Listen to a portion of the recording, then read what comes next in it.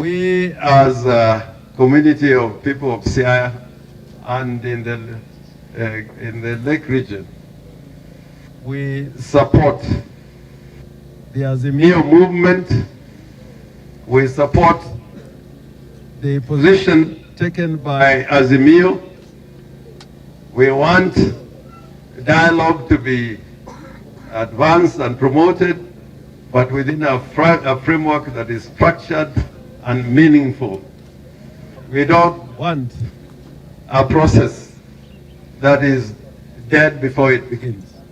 So there must be those assurances that Kenya Kwanza is serious. One, Kenya Kwanza must show good faith by encouraging their leaders to talk in a language that can bring an enabling environment, not a toxic environment, in the discussions and conversations that we're going to have in order to bring the desired changes arising out of the complaints that arose out of the elections of 2022.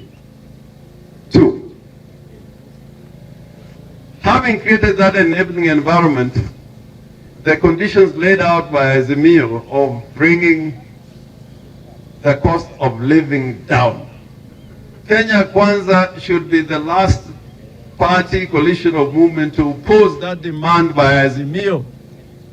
Because in their clarion call, they kept on saying, they are for the hustlers, the mamambogas, vijana, small businesses.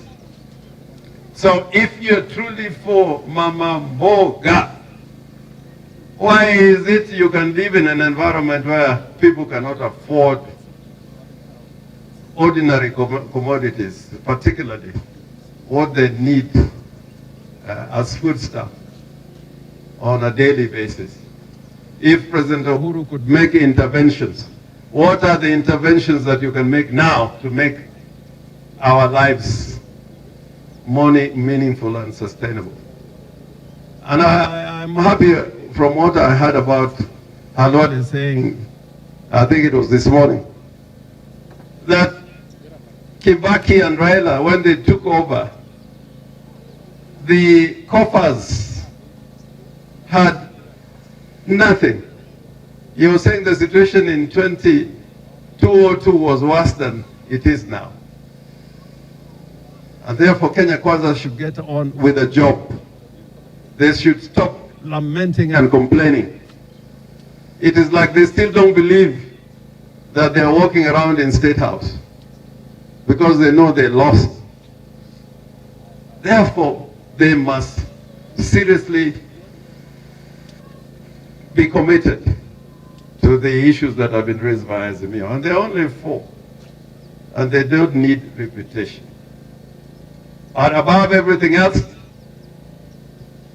let us remove vitriol and abuse in our political language. I don't know any country where our politicians talk in the language they talk.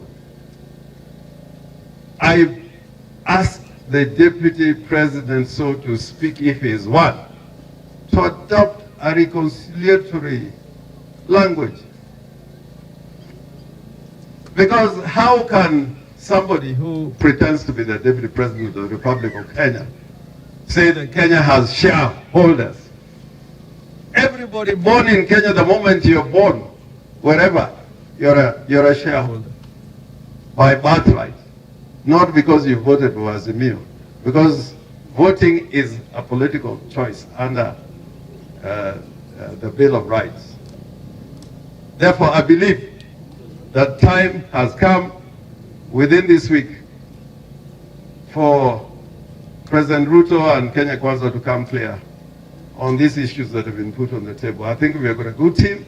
They are a sober-minded team, and I do not think they will play sideshows if the concrete agenda on the table will be the ones which we are going to discuss with the side opposite.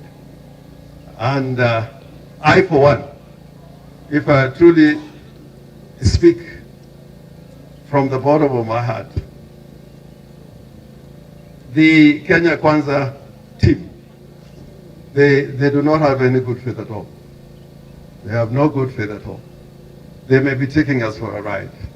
And these measures that have been taken by Raila Amolo Odinga to go back to the people through beginning today and having a Kumkunji on Sunday will be a reminder that they cannot take us for granted and they cannot take Kenyans for a ride.